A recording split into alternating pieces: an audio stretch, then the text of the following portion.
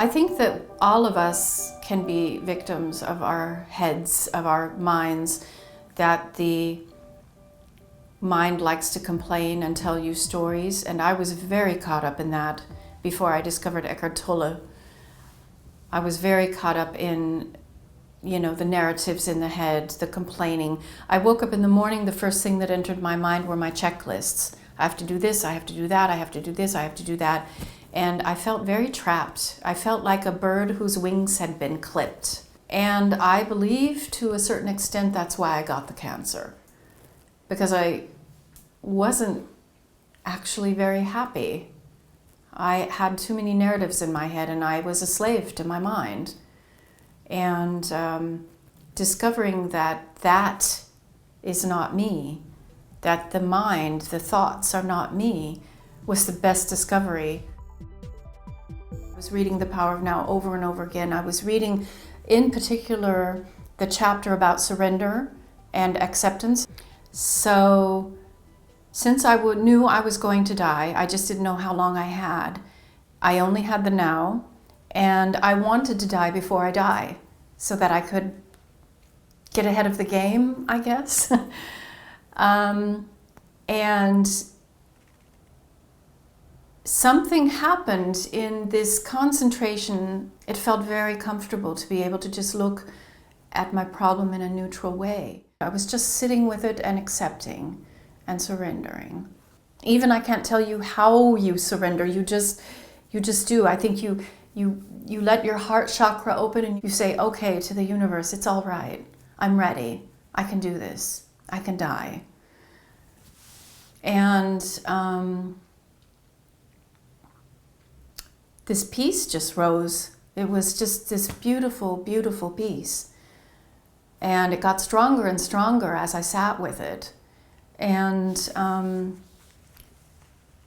I remember after, I don't know if it was 15, 20 minutes, 30 minutes, I'm not sure. But what came behind that, it's like it rose within me. And behind it came, after that, bliss. I mean, literally bliss. And I said to myself, this is crazy. I mean, I cannot have cancer and know I'm going to die and be peaceful and blissful too. That makes no sense. I had read about Eckhart's experience, and I was very impressed by it. But the last thing I thought would happen is that I would also have an experience that was somehow similar. I mean, I think that probably Eckhart's experience was much more intense and much more profound than mine was, but I certainly didn't expect that I would have any kind of similar experience. But because it was described so well in the book, and because I was able to have all of those teachings with me at this time, it was as if I was able to do it intuitively. I mean, I didn't do anything, but it was as if I was able to guide this process. And then it just took over by itself, of its own accord. The proper words to describe it with are subtle but powerful. I think it was hours later, or maybe even a day later, that my mind started flaring up and saying, now you think you're Eckhart Tolle, and now you think you're having the same spiritual experience. Right, And each time my mind said that to me, there was this little doubt, little fear that came up. And I remember at some point making a conscious choice to say to my mind, well, if I'm fooling myself, then so be it, because I'd rather choose this, I'd rather live in this way than live in fear. And then my mind quieted after that. And it has been quiet basically ever since. I still have that talking going on in my mind, but I don't take it seriously anymore. The fear never came back, and to this day it's gone. There have been small moments of fear that flared up a little bit, My operation didn't go so well. My right arm was pretty ruined. I was in a lot of pain. As soon as I went into acceptance and surrender again, the fear was gone. And in a way, I could understand that it was gone, But the logical part of my mind couldn't understand it because I was still had cancer and I was still going to die. But I no longer minded. I no longer cared. And I also made a lot of switches during that time. Like I switched from being so analytical and trying to figure everything out and reading millions of books to trusting more of the feeling than the voice in my head. It's like what Eckhart Tolle says, live with a knife over your head, you know? He quoted some master, live with a knife over your head. And I do that. That's how I live now. And it's okay for me. I don't mind. I don't go to my checkups and think, oh, what's going to happen? What are they going to say? I go to my checkups and I'm completely calm. I also looked different and I didn't look like anyone I knew. I didn't look like anybody, really. So it's as if I didn't really know who I was for a while. And I was okay with that, which was really strange. I still sometimes ask, who is this new person? I'm the same, and yet I'm so changed.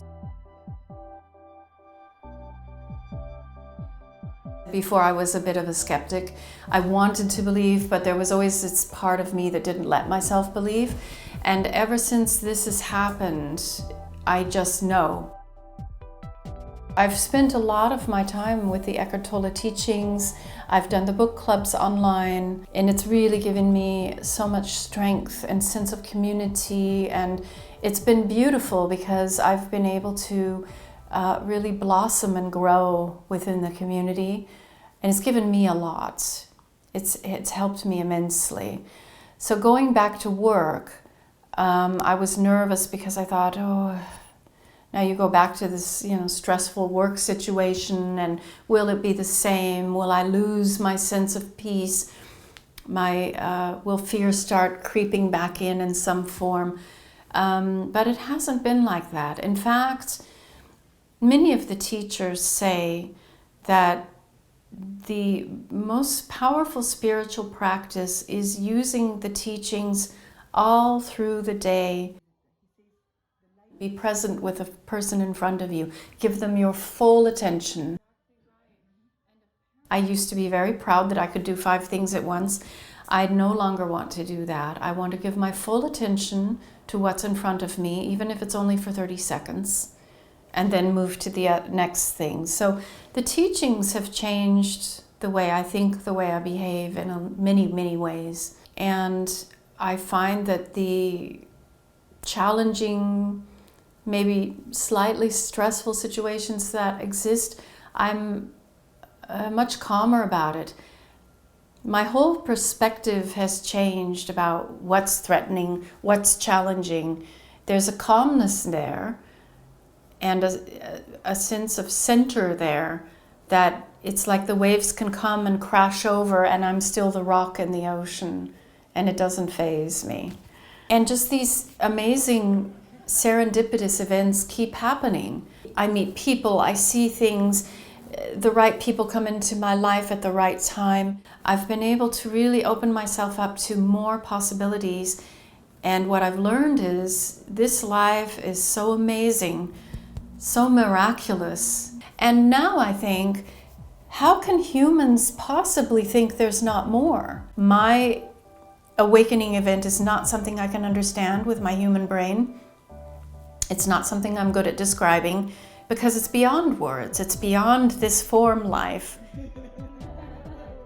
I am grateful for the cancer and grateful for the surrender and grateful for Eckhart Tolle. So the combination of those 3 things, I think, are what created this awakening experience. And how could I be upset that I got cancer? It's what made it happen.